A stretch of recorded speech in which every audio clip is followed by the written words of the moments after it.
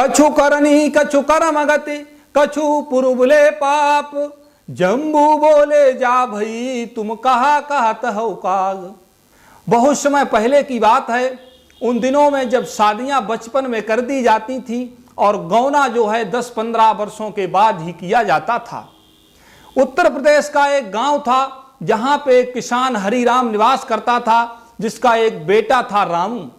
और रामू जब गांव में घूमने जाता था अपने साथी संगियों के साथ, उस समय रामू की उम्र 15-16 वर्ष हो चुकी थी। तो गांव के जो उसके साथी थे वो उससे कहते थे कि तेरी अभी तक शादी नहीं हुई है, क्या तेरे अंदर कोई कमी है या तेरे बाप के पास पैसा नहीं है? आखिर क्या कारण है जो तेरी अभी तक शादी नहीं हुई है? जब वो लड़का रामू तानों से परेशान हो जाता है, तंग हो जाता है, तो एक दिन अपने पिताजी के पास आकर के कहता है कि पिताजी मेरी शादी कब करोगे? तो पिताजी कहते हैं क्यों, क्या शादी अभी तेरी देर हो गई करने को? तो कहता है नहीं, बाहर के लड़के और हमारे गांव के दूसरे लोग हमें ताना देते हैं। तो उसके पिताजी कहते हैं कि तेरी शादी तो बहुत समय पहले हो चुकी है, तेरा गौना अभी तक नहीं हुआ है। तो वो कहता है पिताजी मेरा गौना कब होगा? तो उसके पिताजी कहते हैं कि गौना तेरा जल्द ही हम करवा देंगे। इतनी बात होने के बाद उसके पिताजी उसके गौने की तैयारी शुरू कर देते हैं और अपने रिश्तेदार परिवार को लेकर के जाते हैं और गौना करा के उसकी बहू को ला करके घर पे कर देते हैं।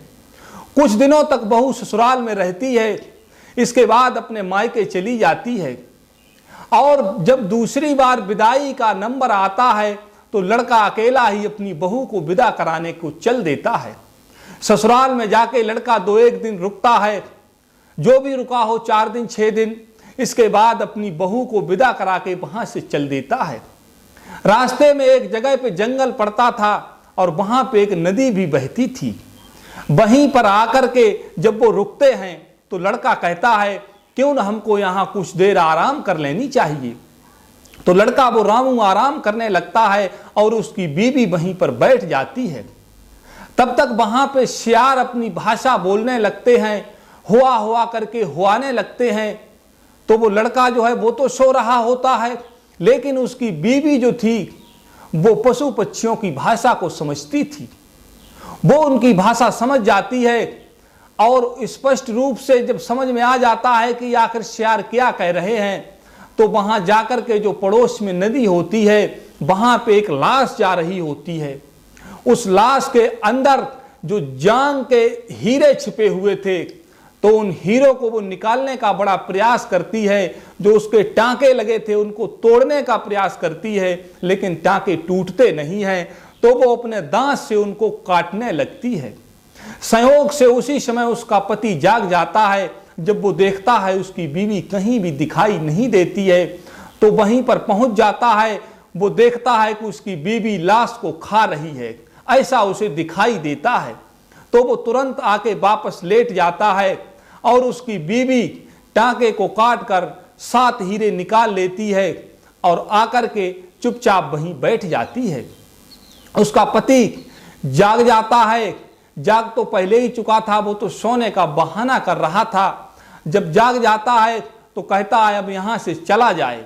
और उसके मन में ये भावना आ चुकी थी कि मेरी पत्नी जो है ये डायन है, ये अभी लाश खा रही थी, हो सकता है ये मुझे भी खा जाए। और चलने लगे घर के लिए। तो पति उसका दूर दूर चल रहा था, तो उसकी पत्नी समझ रही थी।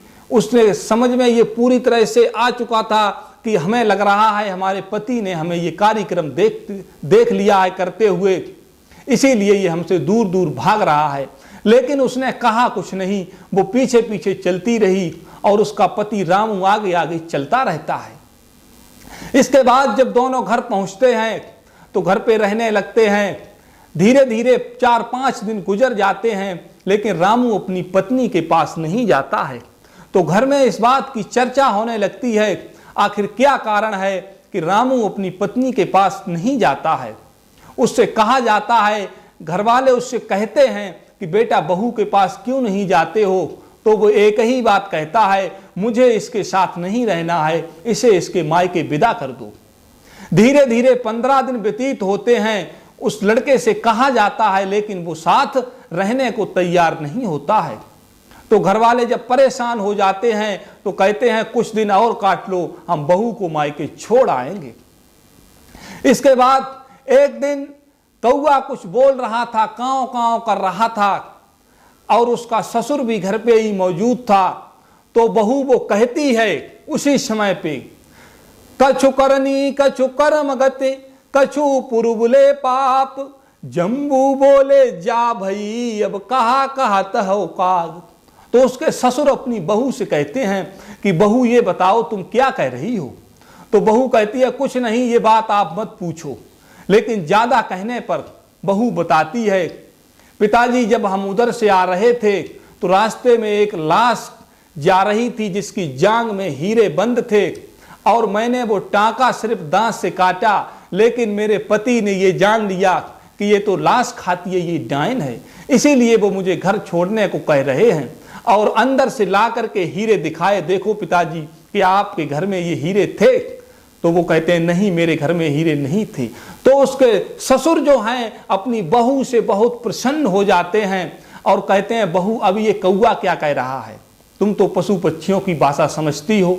तो वो कहती है कौआ ये कह रहा है जो हमारे पड़ोस में खेरा है, खेड़ा जिसे बोलते हैं कहीं कहीं, उसके अंदर 7 बादशाह की माया बंद है और वहां पे 2 नांग नांगनी पहरा दे रहे हैं। और कौआ ये कह रहा है कि अगर 50 लीटर कड़वे तेल को गर्म करके उसके ऊपर से डाल दिया जाए तो नांग और नांगनी मर जाएंगे और माया उसकी हो जाएगी। तो उसका ससुर जो है अपने बेटे को बुलाता है और उसको पूरी बात समझाता है। तो बेटा समझ जाता है, लेकिन फिर भी कहता है कि मुझे तब विश्वास होगा जब माया मिल जाएगी। तो रात का टाइम जब होता है, करीब 12 बज जाते हैं, उसका ससुर और उसका पति तेल को गरम करते हैं और गरम करने के बाद उसको ले जा करके नाग नागनी के ऊपर से डाल देते हैं। तो नाग नागनी मर जाते हैं और उनको माया जो है दिखाई देने लगती है और माया को वो धीरे धीरे अपने घर के लिए ढोने लगते हैं। तो मित्रों, कहानी सुनाने का हमारा उद्देश्य ये है, कभी कभी आंखों देखी बात भी झूठी होती है, ऐसा ही हमने साबित करने के लिए इस कहानी को आपको सुनाया है। और दूसरा उद्देश्य आपका मनोरंजन करना भी है। देखिए, उसकी बहू गलत नहीं थी, लेकिन उसका बेटा भी गलत नहीं था, क्योंकि वो अपनी आंखों से देख चुका था। लेकिन आंखों देखी बात ये झूठी निकली। तो कुछ लोग तो कहते हैं कानों सुनी बात झूठी होती है, मैं तो कहता हूं कभी कभी आंखों देखी बात भी झूठी होती है। इसलिए किसी भी व्यक्ति के ऊपर दोष लगाने से पहले पूरी तरह से जान छान लेना चाहिए, इसके बाद दोषारोपण करना चाहिए। मित्रों, कैसी लगी कहानी हमको कमेंट में बताना, और चैनल अगर सब्सक्राइब ना हो तो चैनल को सब्सक्राइब जरूर कर लेना। धन्यवाद मित्रों, जय श्री कृष्णा।